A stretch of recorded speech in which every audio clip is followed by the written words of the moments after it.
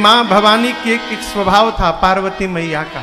माँ पार्वती नित्य श्री विष्णु सहस्त्र नाम का पाठ करती थी, उसके बाद भोजन करती थी नित्य। एक दिन हमरे बाबा को भूख लग गई, बाबा भोजन की थाली पर बैठे हैं, अब भवानी जी पाठ में लगी हैं। बिना मैया के बाबा कैसे पाले हो? बाबा प्रतीक्षा करते रहे। जब माँ पार्वती श्री विष्णु सहस्त्र नाम का पाठ करके आई, तब बाबा ने एक मंत्र दिया। देवी आपको एक मंत्र देता हूं, राम रामेति रामेति रमे रामे मनोरमे सहस्रनाम तत्तुल्यम श्री राम नाम वरानने। बाबा ने कहा देवी भगवान श्री विष्णु के सहस्त्र नाम के बराबर मेरे रघुनाथ जी का केवल एक नाम पर्याप्त है। एक बार मुख से राम निकल गया तो विष्णु सहस्त्र नाम पाठ करने का जो फल है वो तत्क्षण केवल एक बार राम बोलने से प्राप्त हो जाता है। ये मैं नहीं बोल रहा हूं, ये बाबा बोले हैं। वो स्वामी जी कहते हैं सहस नाम सम सुनी शिवबानी। बाबा के मुख से मां भवानी ने सुना कि सहस्त्र नाम भगवान विष्णु के बराबर राम जी का नाम बराबर है। जपी जेई पिय संग भवानी। उस दिन से बाबा के साथ मैया भी राम राम राम राम जपने लगी।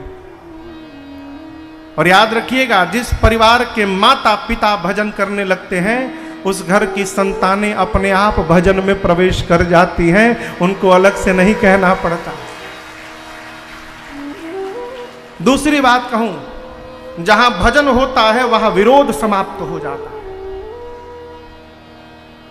विरोध वही है जहां भगवान का भजन नहीं है। भजन करने वाले को पता चलता है कि जीवन का असली खजाना प्राप्त हो गया है। इसके बाद जिस खजाने के लिए विरोध किया जाएगा वो समाप्त होने वाला है और ये साथ चलने वाला खजाना है। इसके आने के साथ उसका मोल समाप्त, इसलिए विरोध समाप्त। गोस्वामी जी कहना चाहते हैं कि जिस प्रकार भजन के प्रभाव से यहां विरोध समाप्त हो गया, युवानी अवस्था में बहुत झंझावात आने वाले हैं जीवन में। गृह का रजना ना जंजाला। आए, वेलकम करिए, साथ में भजन करते रहिए, बाबा के तरह राम राम कहते रहिए। समस्याएं आएंगी, समस्याएं आकर चली जाएंगी, उसका प्रभाव आपके व्यवहार विचार आचार पर पड़ने वाला नहीं है। इसलिए पहले श्लोक में बाबा को स्मरण किया, दूसरे श्लोक में मेरे प्रभु के मुख को वंदन किया। कौन सा मुख? रात्रि में सुने कि प्रातः काल राजा बनना है, प्रसन्न नहीं भय। प्रातः काल सुने राजा नहीं, वन में जाना है, दुखी नहीं भय। देखिए, मनुष्य जो जीव है ना माई बाप, अद्भुत जीव है। क्षण क्षण मात्र में विचार बदलते हैं इसके। आपको एक उदाहरण देता हूं। एक आदमी रेगिस्तान में चल रहा था। कहां? रेगिस्तान में। प्यास से व्याकुल हो गया, लगा कि अब प्राण निकल जाएंगे उसके। तब तक दूर रेगिस्तान में एक भवन दिखाई पड़ा, 2 माले का एक घर, अगल बगल कुछ वृक्ष लगे थे। सोचा शायद वहां कुछ पानी मिल जाए। गया किसी भी तरह, घर के सामने पहुंचकर उसने आवाज लगाई, भाई कोई है घर में? ऊपर की खिड़की खोली, एक व्यक्ति ने देखा, पूछा क्या बात है? इसने कहा क्या मुझे एक गिलास पानी मिल सकता है क्या? बोला अभी लेकर आया, रुकिए तुरंत। उसने खिड़की बंद की। इस आदमी ने कहा भगवान है ये मेरे लिए, साक्षात भगवान है। इस रेगिस्तान में पानी पिलाने के लिए भगवान ही आ गए मेरे लिए ऊपर में।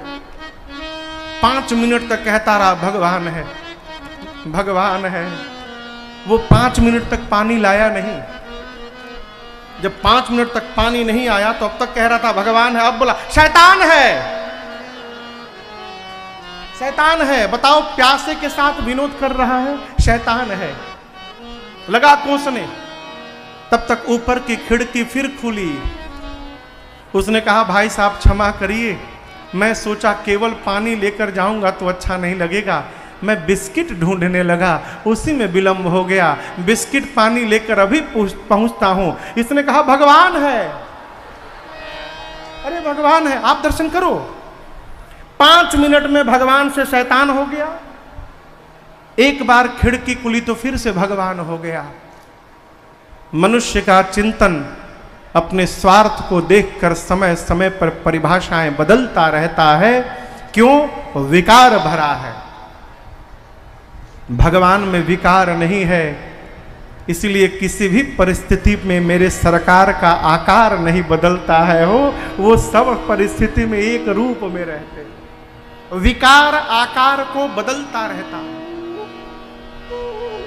जो मुख सर्वकाल एक रस में मुस्कुराता रहता है, वो स्वामी जी कहते हैं वो मुख भक्तों का मंगल करने वाला है, मैं उसको बारंबार वंदन करता हूं। ये दूसरा श्लोक। तीसरा श्लोक आप मेरे पीछे देखिए। नीलांबुज श्यामल कोमलांगम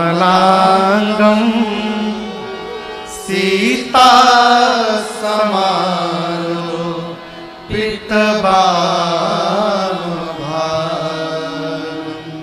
पाणो महाशायक चारु चापम नमामि रामं रघुवंशनाथं। गोस्वामी जी कहते हैं नील अंबुज के समान जिनका श्याम वर्ण है, जिनके कोमल कोमल अंग हैं, वामांग में जगत जननी मां श्री जानकी जी विराजमान है, जिन राम जी ने हाथ में सारंग धनुष और अमोघ बाण धारण किया हुआ है और धारण करके मां जानकी के साथ रघुवंश के सिंहासन पर विराजमान है, उन प्रभु श्री राम को मैं बारंबार वंदन करता हूं। नमामि रामम रघुवंशनाथ।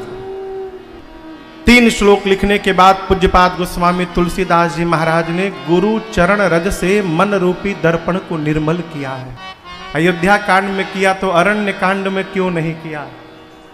किष्किंधा में क्यों नहीं किया? अयोध्या में ही क्यों किया?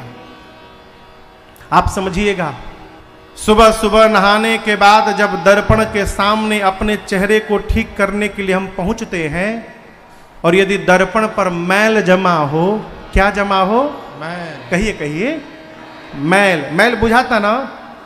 मैल जमा हो तो क्या अपना चेहरा दिखाई पड़ेगा? नहीं। ठीक उसी प्रकार जैसे दर्पण पर मैल जमा हो जाए, अपना स्वरूप नहीं दिखता, मन पे यदि मैल जम जाए माई बाप, तो हमको भगवान के भक्त में भी भक्त नहीं दिखाई पड़ता, ठग दिखाई पड़ता। अयोध्या कांड की कथा प्रारंभ करने से पहले पूज्यपाद गोस्वामी तुलसीदास जी महाराज अपने पूज्यपाद गुरुदेव भगवान प्रातः स्मरणीय श्री नरहरिया दास जी महाराज के श्री चरणों में लगे हुए चरण रज से अपने मन रूपी दर्पण को निर्मल करना चाहते हैं। और याद रखिएगा, बिना सद्गुरु के कृपा के मन निर्मल होने वाला नहीं है। गुरु बिनु भव निधि तरई न कोई, जौं बिरंचि शंकर सम होई।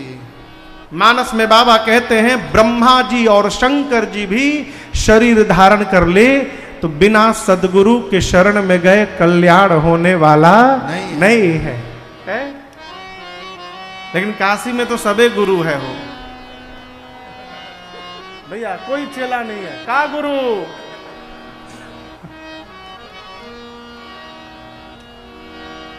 गोस्वामी तुलसीदास जी ने पूज्यपाद गुरुदेव भगवान के चरण रज से मन रूपी दर्पण को निर्मल किया। श्री गुरु चरण सरोज रज निज मन मुकुर सुधार, वर्णौ रघुबर बिमल जश जो दायक फल श्री गुरु चरण रज से मन रूपी दर्पण को निर्मल किया। ये दर्पण निर्मल होगा, मन रूपी दर्पण, तो भरत जी की कथा गानी है। और आपसे प्रारंभ है, निवेदन करूं, राम जी से कठिन कथा मेरे भरत भैया की है। राम जी की कथा गाने के लिए बाल कांड में मन को साफ कर चुके थे, लेकिन अयोध्या कांड में भरत जी की कथा गानी है। भरत जी की कथा के बारे में केवल एक व्यक्ति ठीक से जानते हैं, वो उनके भैया राम जी हैं। लेकिन जब कहने की बारी आएगी तो राम जी भी कहने में सक्षम नहीं हैं। ये जनक जी महाराज ने ये बात चित्रकूट में कही।